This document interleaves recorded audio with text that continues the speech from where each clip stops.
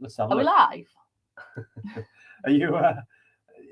You sounded like Dave then.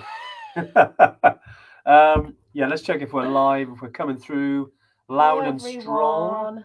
Let's have a little look. Just wait for some people to land, and I will go onto the page, and I can hear my own voice. Let's have a little look. Yeah, if you have joined us, do. Mona, hi. Hello, Mona. Yeah, do drop in. Obviously, a little comment, little hello. Nice to be back. Yeah, who we got then? So we got Evertrekker on here as well. That's always nice. We got Stuart. We got Marky V. Stuart, how are you? Oh, this is so nice. Stuart was at the training weekend. Smashed it. Absolutely smashed it. Yeah, it was great. That was a great training weekend. Yeah, and David Carpenter's on the live. Of course you are, Dave. Well, you know, hi, Sophie. You're here in spirit. Bri, Emily, Sophie, great stuff, guys. Nice to see some Evertrekkers jumping on, as well as some Yetis as well. So as you've guessed, I'm not Dave. Yeah. So me and Rosie, we got back. I got back a little earlier than you, but you come back literally on the weekend, so you're still a bit jet lagged, right? Yeah, that was a fun travel back. It was pretty intense. But yeah, I'm here. Wicked. We're kicking. You're still alive? Alive. Hey. No, yeah, it's definitely been a bit of a journey coming back, but it's been fantastic. Yeah. And that's what we thought about today. We thought, you know, we picked this live specifically to kind of think, okay, well, we come back from Machu Picchu. We'll go into it because obviously we've had this trip for, you know, we launched it during COVID, which was probably a bit nuts, but we did. And we've had lots of Evertrekkers booked in, and you know, which has been fantastic. But we want to kind of go out there ourselves and you know and test it and tweak it a little bit and see what it's like physically, you know, the ins and outs and it was, you know, and that we did. It was an amazing experience. Yeah, it was incredible. Really good. It was absolutely insane. Yeah. So yeah, we're going to go into a few bits around Machu Picchu. We've had some questions kind of come in already, which is amazing. I think we've had like 2 or 3 on the emails. But yeah, guys, anything around Machu Picchu at all? Obviously, any normal questions, do jump in. Jeff Edwards, my first live. Wow. Welcome, mate. Welcome to the Tuesday Tune-In. Yeah, this is, I think, is our 120 something live. So really? Yeah, there's been a few.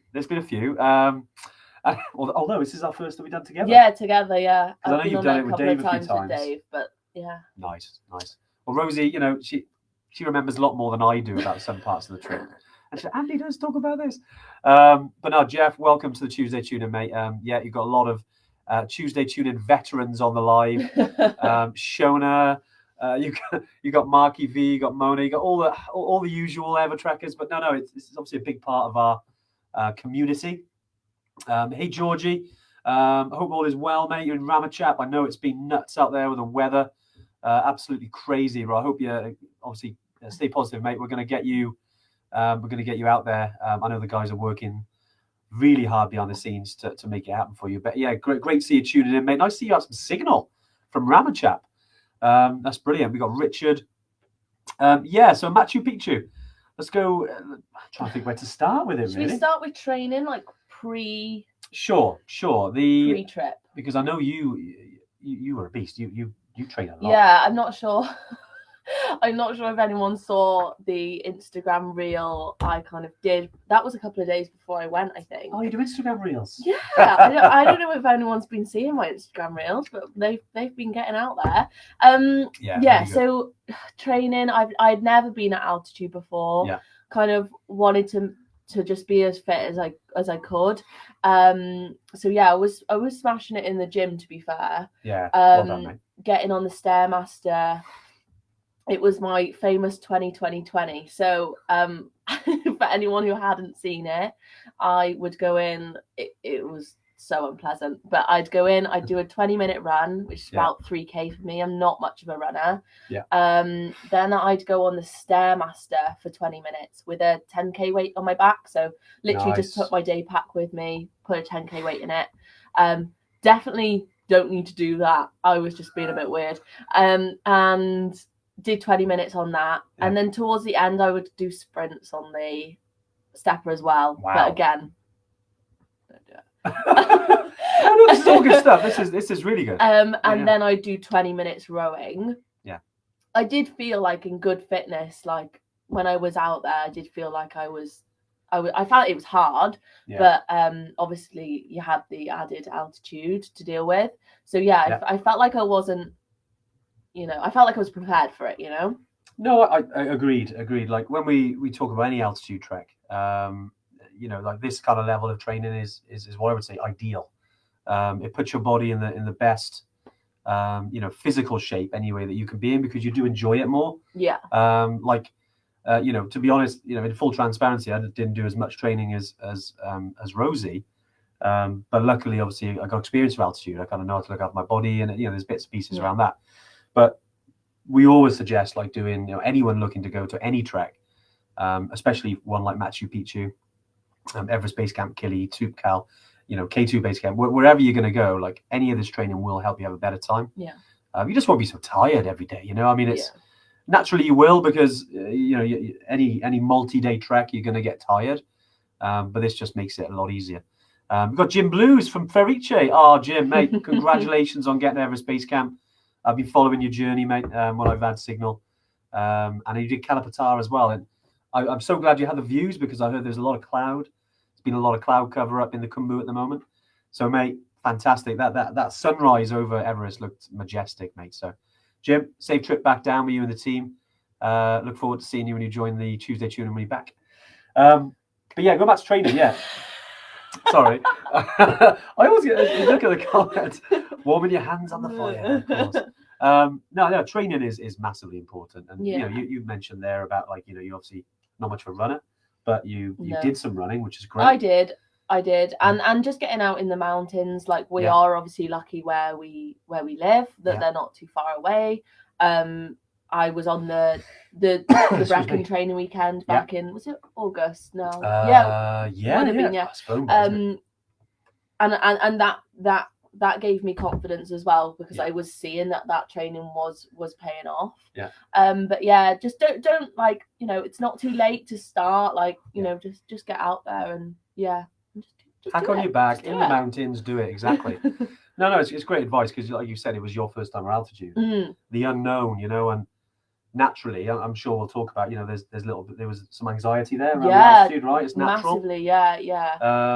Especially the first few days, especially we got to Cusco, because Cusco, where you spend, quite a bit of time actually, which is an awesome city, especially the kind of area where we stay, and it's quite high. It's 3,300 meters. If you were thinking about, for any of you who've been on Everest Base Camp trek, for example, thinking that's at Namche, which is 2 days into your trek naturally, but this is really where it starts. I mean, obviously you fly into Lima and then you stay there for a bit, and then you go to Cusco, but that is kind of like your starting point essentially for the trek as such, because you're out walking around and you do feel it there. Walking upstairs, you feel it, and on top of that, you're jet lagged as well. So it's just a whole load of fun. I was quite anxious, because I've had like a panic attack before and stuff, and the feeling of like that, like being short of breath was like, oh god, like, but no, it's fine. Like, you just got to take it easy. You've got a bit of time in Cusco when you arrive, just to kind of take a minute and just get used to what that feeling is like. So it's just like, and you said to me a lot, didn't you, like, don't panic, like, this is normal. Your body is just adjusting, and that did help, because it is but your body just adjusting. You've just never experienced it in that way before. And I've also never been jet lagged before either, so it was just all new. No. Just seen Jenny in as well, currently stuck in the pool waiting to do EBC. I think you're obviously, I know you're probably chatting to some of the other guys as well, Georgie as well. Yeah, mate, it's pretty nuts. I know we've been speaking to the team on the ground and getting feedback on terms of what to do. It's very, in my time, before starting the company, I was stuck in Lukla for a while, but that was in winter. This is nuts for September. And Jenny, look, I know you're, I know you want to get to Everest Base Camp. I know the team are trying to make that happen as much as they can. Obviously, this is like massively unprecedented kind of levels, really, that we've seen with regards to bad weather. So Jenny, yeah, look, certainly we'll be trying to help you guys as much as we can. I mean, 3 nights and days is I know, we've been there ourselves, and we've rarely had ever trekkers, like I think that's the longest we've ever had someone wait, in terms of being stuck, and it's really hard.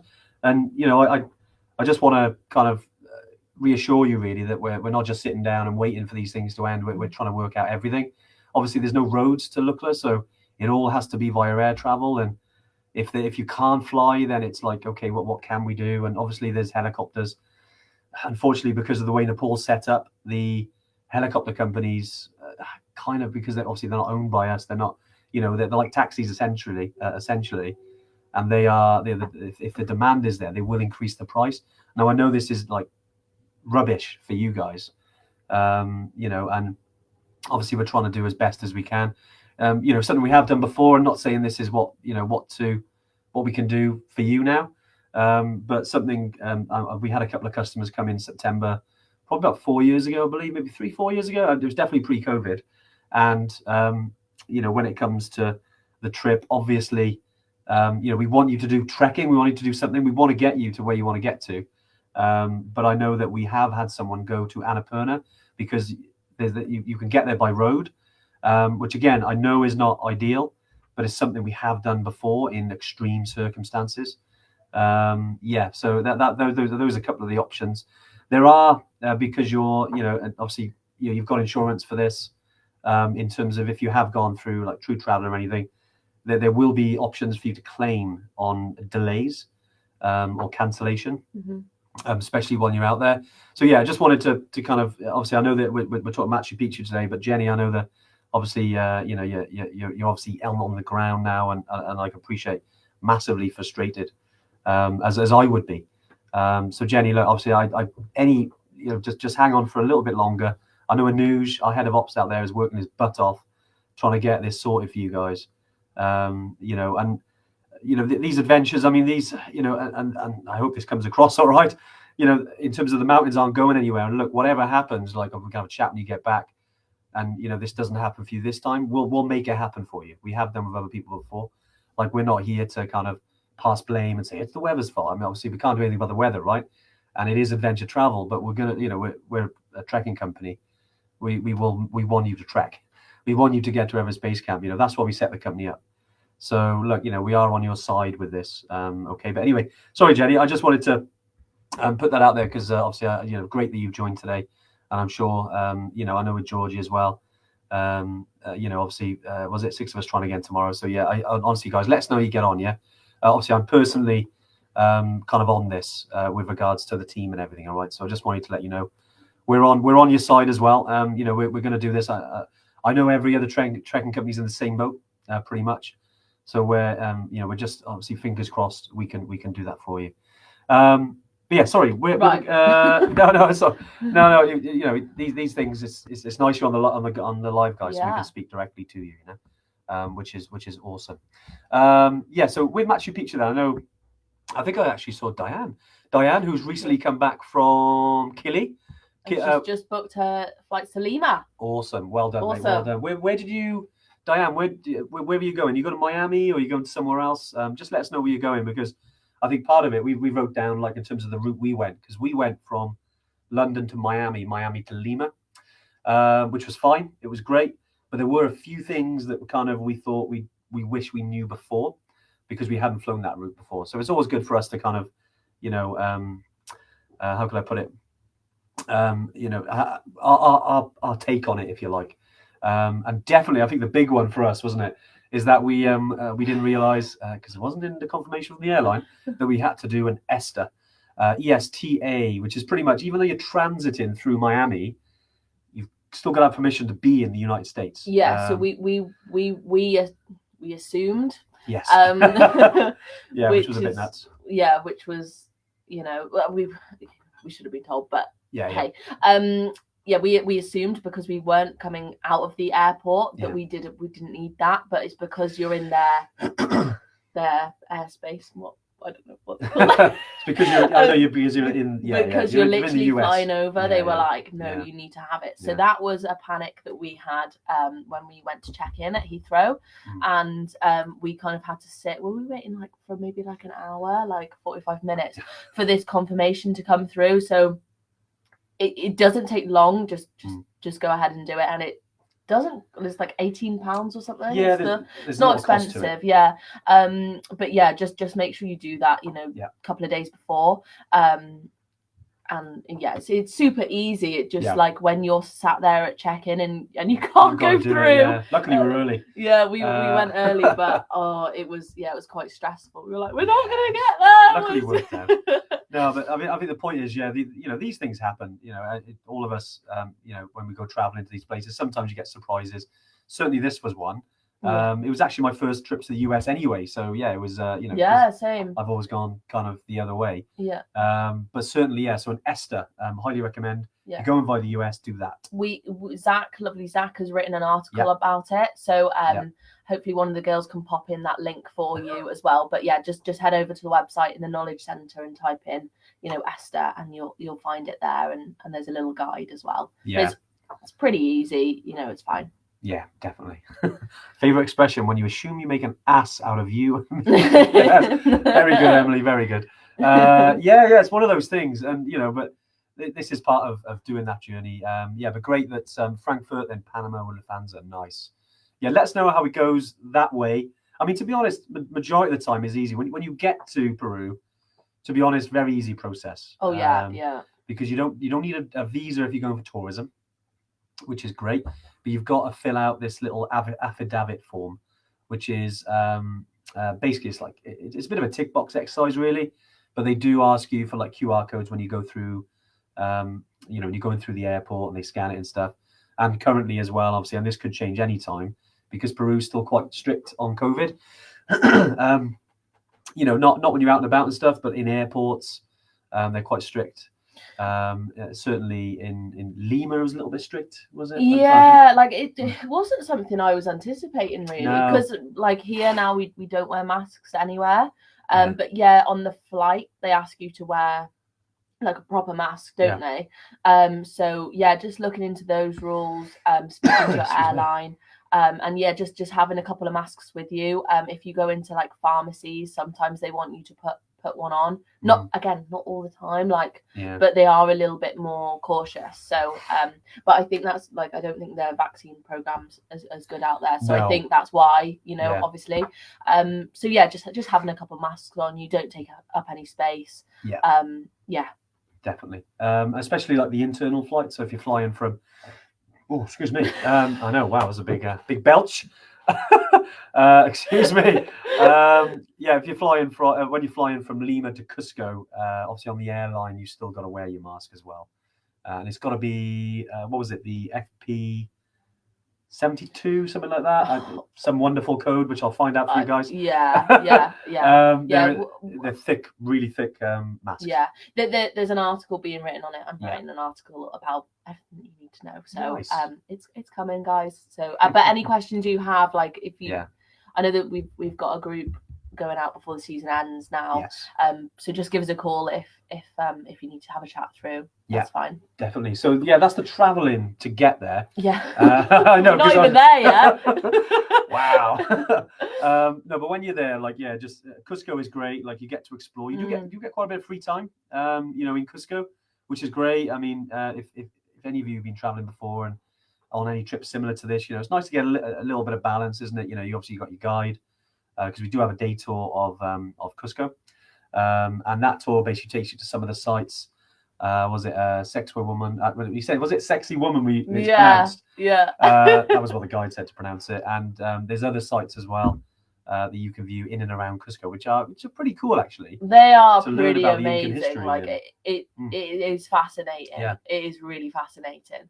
And yeah, I didn't know that there was so much. Yeah. To kind of learn and their culture and as well they're just amazing. The people are lovely, will help you. Just really nice. Yeah, they're really friendly. Really friendly. Peru's a very safe country. I felt very safe, Travelled to quite a few countries, Peru's one of the safest, I'd say, especially in South America. Compared to some other countries, certainly, out at night, around, obviously, always be vigilant. But yeah, very, very safe place to be. But we found, it was very friendly. Everyone wants to help. Heaps of shops as well. If you want to do a little bit of shopping out there for some souvenirs, some goodies, awesome. Yeah. We had quite a fair bit of walking around markets, didn't we? Yeah, lots of gorgeous markets, amazing. So then the actual trekking part, which is, with this trip, we'd actually made some tweaks because we'd had some other trekkers go, since we launched in COVID, they give us some feedback, and we like the feedback because we want to make these trips as best we can. So we changed it up a little bit, as in we did an acclimatization day, which was great. Just to get out there, obviously get up above 4,000 meters, get acclimatized before we then start the actual trek. And that was great. The actual first couple of days of the trek, you do, I think definitely wear mozzie spray. I like wearing shorts, and my legs were paint by numbers after 3 days. It was literally, and that was with mozzie spray. I must have this juicy blood that mozzies like. Take your mozzie spray and then take stuff for when you get bitten as well. yeah, definitely. Yeah. So because you do start the Tomacaya route, you do start down in kind of a lower valley. I think it's like 2,700, and then a little bit higher. And then you start the route there, and it takes sort of about 5 to 6 hours then to get to Tinco, which is the camp, the quite remote camp. Yeah. There was no signal on these. The first 2 days, just to prepare you, there's no signal of these first few days. Just to kind of put it out there, just because of the remoteness of where you are. The first day was amazing, wasn't it? Yeah, very good. We had an amazing team. Lots of stuff was taken by horses, and they are just like machines. Like the team, they were just like they could have lapped us about 4 times. But you start off acclimatise, man. You start off with a bit of a climb, and then it's just this gorgeous like trail through the valley. Stunning. We didn't see anyone, did we? Until we're the only trekkers on the trail until the 3rd day. We literally saw a couple of local farmers. That was it.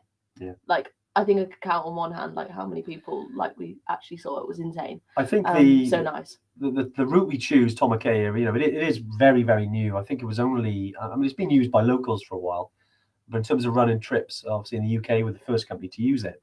It will become more popular because we started running it.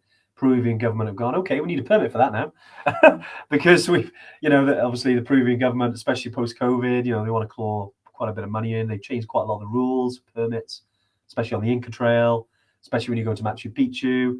These are all changes happening in the background. It doesn't really affect you guys as much as obviously there's some limitations which we'll go into in a minute, but you won't notice any difference really.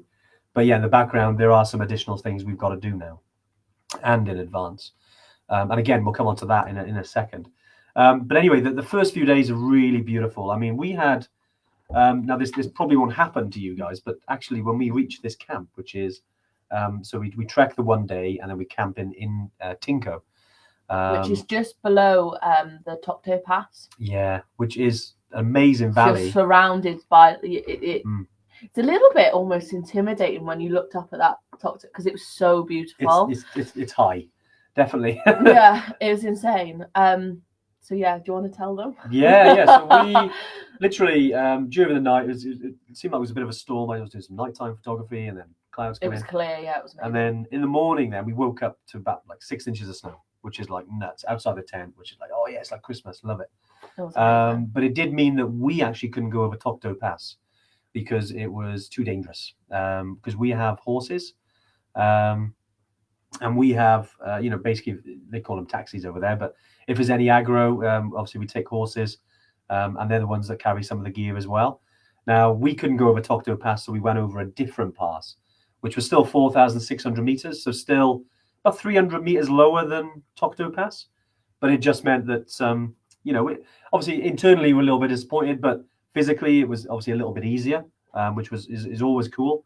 But yeah, that speaking to the locals who live there and the guides, in 15 years of like managing that land, they've only had snow there twice. That was the second time. So so it was like, wow. We kind of felt lucky in a way because it was so beautiful. It was amazing. You know? Yeah, that was a big surprise for me as well, because we literally had all 4 seasons. Yeah, it was insane. And yeah, it was so gorgeous to be able to walk, like trek up in the snow. Like it was stunning.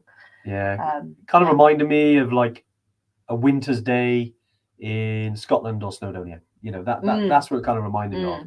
It was that epic. And then, you know, after that day, then wasn't it? We got over the high pass, which was 4,600 meters, which is the highest point for us. You know, and I've got all the kind of the coordinates as well. So we're going to put that. If any of you have ever used Fat Maps before, you can see like the 3D maps of the journey. So I'm going to upload those, and I'll put them in a group as well, so you can see the kind of where we go.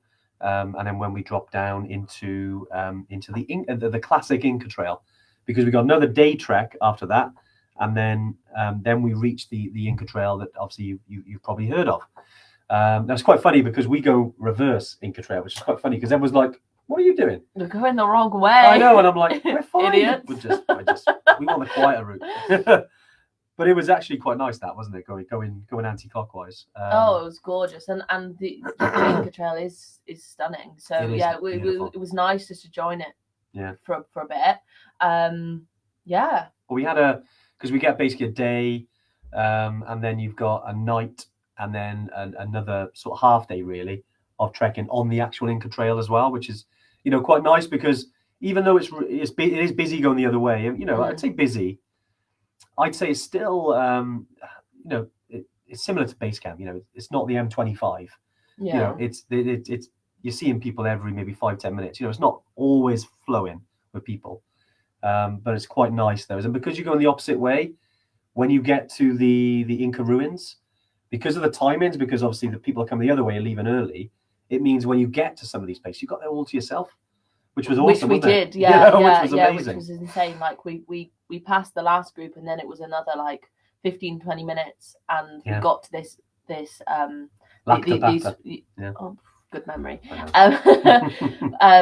And yeah, it was literally for ourselves. Like it was so beautiful, and it was such a nice time of the day to be there because it was just cooling off a little bit. You weren't like boiling. It was stunning. Yeah, it was beautiful, and just so going that route then, and then you've got, because of the kind of where it finishes, basically we finish in a place called Ollantaytambo, mouthful. And we do spend a night there before we get the train to go to Aguas Calientes, which is where Machu Picchu is. Because the only route really that you can trek into Machu Picchu is the Inca Trail. But it kind of limits you in terms of where you can go, in terms of the geographically, and in terms of now with the restrictions they've put on in Peru, it does limit you in terms of what time you can get to Machu Picchu and how long you get to go there. Us going a different way, we found out is actually, really beneficial, because of the times you can choose, because you're actually getting the permits, because you're hiking. But essentially, when you get to Ollantaytambo, you get the train to Aguas Calientes. On the way, we now stop at this little sort of destination, which again, normally people do, but it's called Kilim Kilometer 104. Now, essentially, this takes a few hours where you're walking through the jungle up to above Machu Picchu, and then you kind of get like the classic view from the sun gate. And basically, when you can view, if you ever seen that classic shot, with Huayna Picchu in the background, which I think Haley's just mentioned, you're kind of looking down on Machu Picchu. That's the classic route. Now, because that's a pretty full day, they don't allow you into Machu Picchu from that to explore that day. But what we then do is that we get the bus down, we have a night in Aguas Calientes, and then the next morning is when you get to explore Machu Picchu, which is amazing, right? It was incredible. Yeah. It was incredible. There's like, we're still incredible. I like it. We're still popping up like all of our content, but it was kind of like misty, wasn't it? Yeah, in the morning, like really early, like 5:30. It was stunning. Yeah. And like this, but I wouldn't have had it any other way. Yeah. Like the sun was like coming through, and then you could just like, it was a bit misty, and you could see the outlines of like all the surrounding mount. It was amazing, like so pretty, so much bigger as well. Like I'd seen obviously loads of pictures of Machu Picchu, but it's huge. Like it's so much bigger than I kind of anticipated.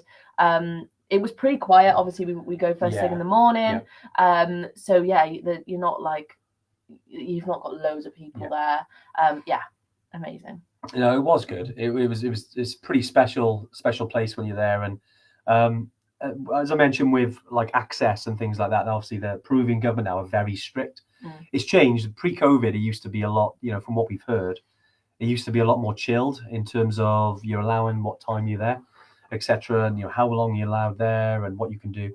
But we've tried to maximize that as much as we can, which is why we've changed the trip a little bit, because we never used to hike up to Machu Picchu. That wasn't included, but we've added that now, and then plus you get the time to explore it, so you kind of get to view Machu Picchu from two different ways, but on two separate days. Which is definitely something that we think adds a lot of value. Having done it ourselves, definitely works. I think it was Haley asked about Huayna Picchu. Yes, there is an option, and again, because of the way it kind of works. So essentially, when we go and you get about an hour and a half you get like a little tour with your guide of Machu Picchu. Huayna Picchu takes about 45 minutes up and down. Now they're quite strict now with regards to the amount of time you can have. It's like three and a bit hours. But yeah, if you do want to climb Huayna Picchu, when you have the briefing with the guide, okay, I think it is, there's a little bit of an extra cost. It's $15 that you have to pay. But if you tell your guide when you're having your briefing before the trek starts, they'll be able to sort that out for you. Yeah. But it looks cool. We didn't go up there ourselves, but I saw it. Looks challenging and steep. So yeah, make sure you're comfortable with heights before you go up there. But there is an option if you wanted to do that. We saw a couple of people go up there, not too many. We were quite interested in learning about the obviously Machu Picchu. Maybe next time I'm there, I'll definitely go up there and see if we can get some videos from Huayna Picchu. Definitely, it looks quite. Apparently, the Huayna Picchu was their old observatory where they used to look at the stars. And that's right. It's quite cool. Just looking at it. So yeah, that's kind of the crux of the trek, really. There's obviously so many parts to it. Not to go into too much detail, but any questions around any of that, obviously drop in. Just for Rosie, for you, I mean, obviously we've done it now. It was physically tougher than what we thought. In terms of the actual trek. It was tougher than what we thought, but doable. I think if we were to do it in this country, we'd be like, whatever, it's fine. But obviously you've just got that altitude to deal with as well. So just get that training in. It's not too late. Start and just keep knocking away at it. And definitely. I think Marky Fee there has a real advantage of doing the recce trip yourselves. Get to see the theory and practice, the benefit of all who follow. Exactly, mate. And I'd certainly say none of our trips are easy. Machu Picchu isn't easy in terms of the route that we take. It's definitely a challenge, but definitely achievable. And in terms of how we gauge it, like I would say Everest Base Camp is harder, Kili's harder, Tubcal's harder than Machu Picchu, but it doesn't make it easy. Just to kind of put it out there in terms of the terrain, in terms of the altitude, because when you go into Cusco and we have got a couple of days there, so you do acclimatize, but any altitude around there, you do feel it. Even if you've done altitude before, you'll probably feel it. But just know that the guides do look after you. They go really slow. In terms of the altitude profile, you do go up and then you come back down. So you kind of, your body acclimatizes better that way. And then Machu Picchu itself isn't actually that high. Machu Picchu lies at just over 2,500 meters. So a lot of the trek before you get there is a lot higher. So by the time you get to Machu Picchu, you're feeling like $1 million. Or the Rose didn't because you were sick. I was really sick the day before, so I couldn't do the sun gate. It was the lemonade, so we've got it written down. So I was trying to eat mostly vegetarian. And I did like the couple of days before, and then I woke up. I think we had to wake up at like 3:30 to get the train at 4:30-ish. 4:30, yeah. From Olite Tambo, and I just could not stop being sick. It was Yeah, horrendous. you were rough. Yeah. But I said to Ant, I said, if you have to drag me up Machu Picchu tomorrow, I'm doing it. Like, we have to go. Yeah. Like, after all of this, there's no way I'm not gonna be there. And Excuse me. I was okay the next day, but I'm still not quite right. But we're fine. We're fine. Yeah. But yeah, I think it was the lemonade because I know we got our notes there. Lemonade, avoid. they do No, this they're most good lemonades. amazing Yeah, lemonade, yeah. but I think they like may fill it up a little bit with tap water. Yeah. So I that's the only thing I can kind of think of that would have upset my. I mean, my stomach is hardy. Like I'm a country girl, you know. As a kid, like you just drop stuff on the floor and just eat it. Like I've never been. Do you know what I mean? Like. I've never ever had rule? I've never ever like I eat some dodgy stuff and like I've never struggled, but like wow, I was sick. Yeah. But yeah, no, it's fine. So just be careful. Like we always say that anyway. Just like stick with a vegetarian diet and don't drink alcohol, stuff like that. So yeah, just be careful. It's like anything, isn't it? Really. Yeah. Just hey Spud, how you doing, mate? I see Spud's on here. Doug. How many days are you actually trekking for? It's actually 6. So it's quite a bit of spare time in terms of exploring, because one of the days is kind of like day tours. You get to explore. You're out and about, sort of walking around anyway, but it's not like trekking. But then there's 6 other days then where you're kind of trekking or actually visiting places. So yeah, 6 days, mate. It's awesome. You'll love it. Really is good. Whilst we're on food as well, because you mentioned there about eating stuff off the floor. With food, what was the food like on the trek in Cusco, like on the trek especially? As soon as I got signal, I called my dad, and Fee was laughing at me because all she could hear from her tent was me just go on and on about the food. I enjoy my food, and honestly, it was amazing. Like, I'd say better than any restaurant we went to some good restaurants, but like the stuff they were able to cook from a tent, like it was seriously good. Like pretty special. And they feed you so much. Like we were thinking we'll come back and we'll be, in the best shape of our lives. No, were we wrong? Like they amazing like breakfast, fresh fruit, just all the bread, like. Loads of stuff, and then for lunch we had like a little like appetizer, which just wasn't little. Then we'd have like a soup, and then we'd have another dish, and then for dinner we'd have another 3 courses with a dessert. Like, like you couldn't move. Like it was amazing. Yeah, it was really actually so incredible. And in Cusco, well. And in Lima, like wherever like, you go, it's they're food. Big foodies out there. Like you will not struggle to find decent food. And when you get to Cusco as well, there will be, and you have brief from your guide and everything. Definitely ask them where to go, because there are like 4 or 5 like awesome restaurants. To be honest, if you walked and you just explored, because they're quite narrow streets in Cusco, you'll find some good stuff anyway just by having a look around. We did. But there's a couple of really good ones. If I remember, I'll definitely write them down. We'll pop these in the article because they were amazing. Especially that Organica. Do you remember we went there? That was banging. Really, really good. Diane was saying she had a bit of sickness and diarrhea. Oh, mate, it's not nice when you're doing it. I've been there. It's horrible, especially when you're doing. You got to keep your energy up. So well done for. Actually, for pushing on, mate. That's hard. Like I said to you, I was like, "There's no way I can do this Sungate." Like I was so bad. So well done for pushing through. That's not easy. Yeah, well done, Diane. What a star. Ever-trekker, toughness there, mate. Yeah. But no, lovely to see the summer pictures as well. You guys had some really, really great weather there. Just looking at the pictures, absolutely brilliant. Leah was talking about. Hey, Leah, how you doing? Where are you now? I know you've been off on your travels a little bit, haven't you? And happy birthday as well for the other day, as a big birthday. So yeah, I hope you had a good time. We're talking about Dr. Steam from a hot shower of water in the eyes. Yeah, I've heard that as well. Yeah, you never know, do you? Hear that? No, I think you're craving your showers after you've been trekking for 5 days. Do anything for a good shower. But it's the brushing your teeth stuff. Yeah, you never know. Maybe we're blaming the lemonade. Maybe we that shouldn't lemonade. be blaming the lemonade. Exactly. One thing I will say is, until I lost it, I took my Monzo card with me, and it was just so easy. Yeah. I took cash out at certain, like at different points, ATMs but take your Monzo card with you if you have another card like that. I hadn't used a Monzo card before.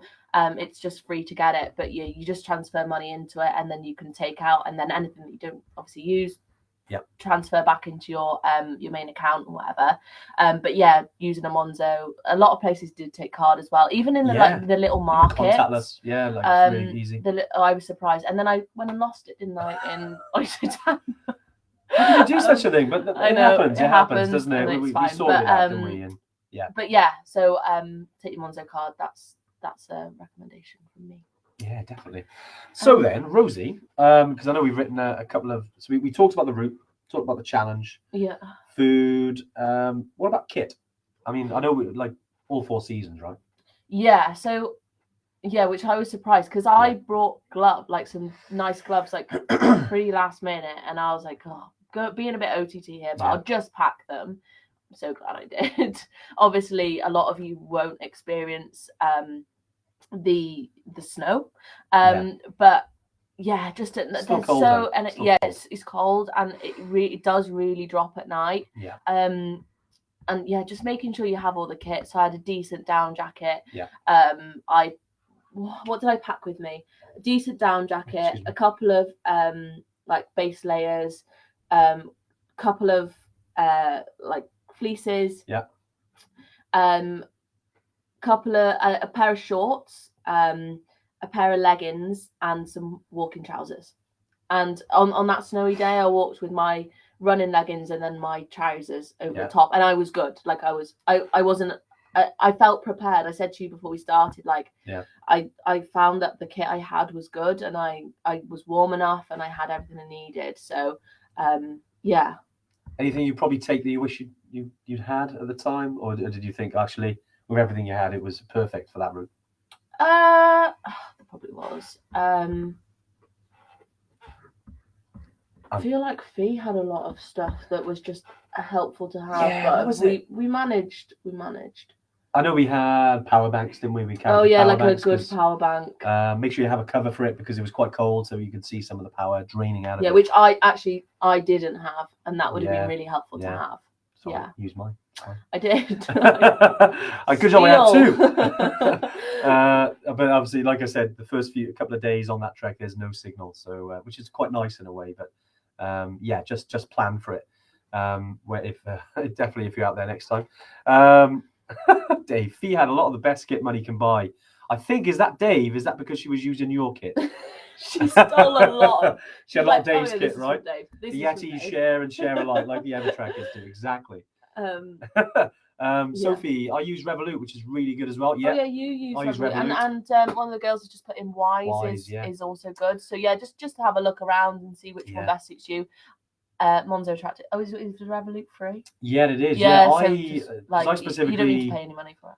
I got Revolut literally only about 2 weeks before going, so I wanted to test it, and I tested it like as much as you possibly can. It's great, perfect. If you've, especially from a security point of view as well, because if you lose it, you can freeze it, type of thing. Yeah, same with Monzo. So I just freezed it from the app. Yeah, very very handy wherever you're going. I believe, like in Peru, it's really easy to use. It is becoming more widely available in other countries like Tanzania, like Nepal.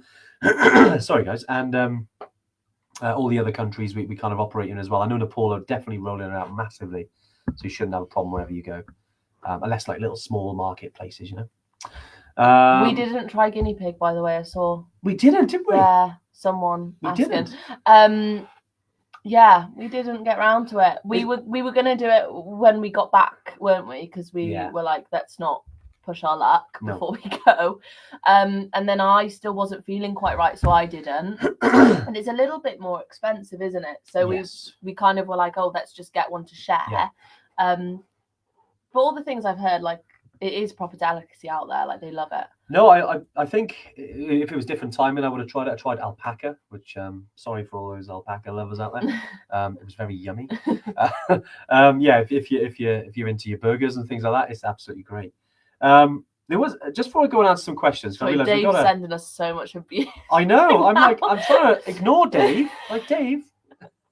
How does freezing your card help? Should I just leave it out? I know that is quite funny actually. Hilarious. He is on, as Bride says, painted yet he is on form today. No, I just want to squeeze this in because this is something we haven't announced yet or talked about, and it's something that I always want to get a gauge from the community. Now, Tuesday Tune In is really passionate Evertracker community, big part of it. I'm going to put something in the group as well, but I thought I'd throw it out there because the first to know is that over the last obviously few years we've grown quite a lot. We've expanded operations, we've grown the team, we've tried to add as much value as we can in terms of bringing in the app, bringing in the planners, try and bring in, make your journey as cool as it can be and help you guys prepare. Now, as part of that, we've obviously got some plans for the future. So over the next kind of 2 years now, we've come up with quite a lot of ideas that we want to implement. And we wanted to kind of, share that journey with you because, Evertrackers, I feel, are part of the business anyway. But actually, we were wondering what's out there in terms of if you wanted to be part of the business. And what I mean is that potentially we're looking to offer investment in Evertrack. So that could be, in terms of having shares and being part of Evertrack and being part of the journey. And we just wanted to have a gauge, really. I mean, on the Tuesday Tune In today, if you're interested in this kind of thing, in terms of, we're not asking obviously for thousands of pounds. This is just, you may have seen it with other companies. They do what they call crowdfunding investment. So it means that we can raise some capital and implement some of the big changes we want. Like we want to start running trips to places that we're not currently running trips. Expanding the operations, improving the app, improving our systems internally, running more community events for you guys. There's so many things that we really, we want to start. But as with anything, as a growing business, obviously we're looking for investment. So yeah, if it, for instance, Evertrack is if you put like a yes or maybe a hands up, who would be up for that in terms of joining and buying shares in the company? Is there anyone? Any of you out there, definitely put your hands up. We're going to put something in the group anyway. But yeah, just wanted to get a gauge if if there's anything that you'd like to become part of that journey. It can be really small, from like £100. Obviously, we got hopefully we get some investment from some of our other Evertrackers as well. But yeah, just something that we were looking to put out there. I mean, the wheels are in motion, put it that way. But it's always good just to get a little bit of a feel for the community. And if I'm getting a lot of yeses. This is good. Great stuff. This is awesome. No, it's great. And I will put something more solid. I just wanted to, see how people are, because, we are here for you guys. This is what we, this is what we, this is why we've done it, why we started the business, why we created it. And great stuff. This is great, guys. Right. Okay. Happening. No, it's cool. I know there's about 40 people on the line, and I know people come off and everything, but this is it's great. And this isn't like right now, by the way, but definitely over the coming weeks we'll be putting more information about this, guys. So yeah, you all know first. You can talk about it now. But yeah, definitely we'll be putting because we've got so much we want to do. And we know that we can, new trips all around the world. We also want to start doing, running some bigger expeditions, the 8,000 meter peaks, the polar regions. We really want to sort of take that, we want that part to take off. And obviously we can do it with the help of you guys. And then you guys can be a part of that as well. So yeah, fantastic. It's wicked. Oh, thanks so much, guys. We'll now answer the questions, because otherwise I could talk about that all day. We're a bit behind. I know. Sorry. I know. Yeah, apologies. We might go like 5-10 minutes over. So sorry if you've all got some things to do. But no, really appreciate everyone there that has put they're interested. Right, James Welsh. If I've suffered twice previously from altitude sickness, would taking medication Actually, am I the right week here? Have I done a Dave? No, I'm not sure you Have are. I done a Dave? Sorry, I've done a Dave. I've answered from last week. Sorry, Martin Chapman, going to Machu Picchu. Hey, 2024. Worried about the altitude. Okay, similar question. Did you do any preparation in the UK before going? I'm down for Snowdonia in January. Do you think that will be enough to give me an idea? So, Martin, yeah, firstly, I'll take this one. Yeah. Okay. In terms of altitude and worried about it, mate, we've all been there. I know everyone that's on this live would have been thinking about altitude at one moment in time, or is. And one thing I would say is that, in terms of preparation, you can prepare your body. You can't really prepare for the altitude. The altitude side of it is a real leveler. So if you're super fit, if you're not super fit, you still got to do the same stuff for altitude. You've got to go slow. You've got to drink a lot of water. You've got to keep your mind in a good place. You've got to put those things in place. Mm-hmm. And but honestly, going out and doing this in Snowdonia, it'll give you confidence, which will help you mentally. But I'd say just get your body in as best physical shape as you can. Yeah. You don't have to be like Superman or Wonder Woman or anything, but because we get people to turn up and do it. But I think it'll help you on Machu Picchu trek. The better you go out there, you try and keep well. Maybe if you're doing a lot of training, you're out in the mountains, tapering it off the last couple of weeks. Don't need dodgy ankle, injuries. We all went out there and I had a dodgy ankle. Tom had a dodgy back. You kicked the rock and stubbed your toe. And I forgot what was wrong with Fee now, but we were all like the walking wounded. So Fee, that's right. Fee had an old foot injury. And I was like, foot wow. decided to blow up on the flight.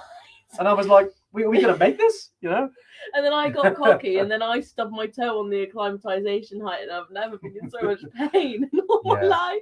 So look after the body. Just be careful. No, great stuff. Any others? Yeah. Danielle, I'm going to Peru next year. Yeah. On the Salcante trip. Okay, cool. I was just wondering if you had any tips to high altitude sickness. So like we said, drink lots of water. Yeah. And just taking it easy, having Diamox with you. I went on Diamox, didn't I? Yeah, you did. The team did. Yeah. When we got to the Camp 1. Yeah. I decided to go on it. So was Fee. So was Tom. It really helped. Yeah, massively. Saw a massive difference. Yeah. I'll be in country the week before, start the trek. So acclimatization. Oh, yes, you'll be fine. Awesome. Alan's asking, can I take my own food to Morocco? Ration packs, yes, you can. Yeah. I mean, the food's awesome out there anyway. But yeah, you're right. It's not for everyone. And if you know that what you're taking, you can eat. Keep the energy up, mate. Take it. Do it. 100%. Do it. I wouldn't say take loads and loads and loads of packs. If you're going for the weekend, for instance, or you're going on the 8th day. But honestly, the food is actually really good. I think Spurdu's on here as well. I was trekking to Soupcal with him. I think after a few days, we all could have had something different other than a tagine. They're fantastic, but it is amazing food. But I know what you mean. If you need something that's kind of a bit different, take it with you, mate. Take in plenty of little snacks, nibbles. Yeah. Just buy them out there. No point in taking them unless there's something that that you'll crave. Just buy it out there. I took some Snickers bars just because it's always nice to have a little treat. And Machu Picchu, I got Snickers bars. I always check the sell-by date on them. Because a couple of times, I think it was in the group actually, someone said they bought some things on the trek somewhere. I don't know where it was, it might have been Nepal, and sell-by date. And I was like, make sure you check the date. Because they like to get away with that in certain places. Just to let you know. Okay, Claire, just wanted to know about the sizes of equipment available to hire for EBC Annapurna. Max size, length, sleeping bag. So Claire, we've got a broad range. I mean, we've had people kind of size 8 up to big triple XL guys. So we've got a lot of different varied. When you get there, they generally in the members area you can put your size in terms of small, medium, large, XL, all that. Just tick that box. That will kind of let us then plan in terms of when you get to kind of Nepal. But there will be ones you can have a look at, just so you've got something that's suitable for you. We're not going to give you anything that doesn't fit you. Just to let you know, because because otherwise you're not going to get a good night's sleep. You're not going to, we want to make sure you're comfortable, mate. So I hope that. Just get on with it, Claire. No, we'd never do that. Fine. Stuart Taylor is asking, I have my Kilimanjaro trip next year, August 2023, and I know it's a subject that you've brought up on previous podcasts. My trip is between the 12th of August and the 22nd. Should I be looking for flying out on the 11th? And returning flights on the Thursday 24th. So you want to leave the UK on the 11th, like you said. That'll get you in for the 12th. And then for coming back, if you're doing Kilimanjaro, I'd say the 23rd would be fine. I'd say that would be fine for you, Yeah, definitely. So, on the dates on the website, the day one would be the arrival day that you land, and then the leaving day would be the final day.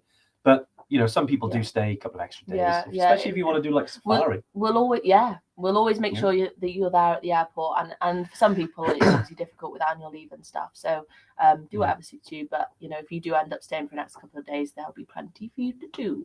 Nice. Sophie was asking actually. Sophie Hurst, hope all is well, mate. What's the deal with masks in Peru? I was meant to go last year and saw this year, but saw you have to wear a mask everywhere. Yeah, it's pretty. Other than the internal flights in airports, very chilled. You don't have to wear them in the streets. You do have to wear them if you're going into any of the churches. But yeah, things like that, essentially. But other than that, it didn't impact our trip in terms of the quality and enjoyment. I think it's definitely going to be kind of loosened now before the year end, I feel. Just to be honest out there, obviously in the UK, you don't have to wear anything, do you? But there's still little bits there that you've got to do, but it doesn't impact your trip at all. Obviously on the trek, Machu Picchu, all that, you don't need it. Hope that answers your question, mate. And good to go. Let's have a look. Diane, we will have extra nights before and after. Will we be in Lima or Cusco? So generally, I'd say Diane, just on the with regards to whether to have it in Lima or Cusco. From experience, I mean, we did have a day in Lima, which was cool, and we got to see some sights. And it's the capital as well. Yeah. And it's like, it's nice to see. I preferred Cusco. 100%. Yeah. Me too. It's very busy in Lima. It's a proper. It's a city, isn't it? It's a big city. Yeah. Places but to see. To me, there was a lot more to do in Cusco that kind of interested me. A lot more, cultural stuff. Yeah, a lot more cultural stuff. And it is beautiful. Like there's all this like narrow streets, and there's a little like square and beautiful cathedrals, and so I'd choose to be in Cusco personally. Just so much to do. I arranged horse riding when I was out there, like so you can do like all those activities basically is what I'm trying to say in Cusco. So I'd advise Cusco. Awesome. Yeah. No, I agreed. And if you want to do Lima, I'd probably do it at the end. Yeah. Just think on your way out. Yeah, same. Because you can get to Cusco and then you can hike around. You acclimatize. So you got extra days. I'd agree with that. Before you go up there. Yeah. 100%. Yeah. Oh, excuse me, my guess today. Honestly, I feel like Willy Wonka when he drinks that lemonade. Talk about lemonade again. And he can't stop burping because then I'll start flying in a minute. Gavin. Random question. Flying to Amsterdam for change to Kili week on Friday. Awesome, mate. Exciting. I know baggage meant to be transferred straight to second flight. With coming off Cardiff flight, do we have to check in again for next flight?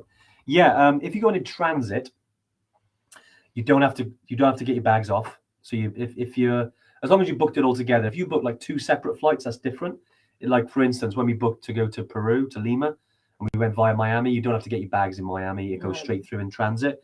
You can clarify that at check-in, but I would, if it's a transit, it'll automatically be transferred onto the second flight. We didn't have any problems with that. No, generally you don't, mate. All the times I've transferred, touch wood, because I know it can happen rarely. They're fine. Obviously with baggage issues. I know there's been a lot of issues this year, but it seems to be kind of getting squeezed out now, which is good. But not a silly question at all, Gav. And coming off, Cardiff flight. Happy days. Not far. Maybe I'll wave as you go. Kev Beavis. Kev, how you doing? Long time no see, Kev.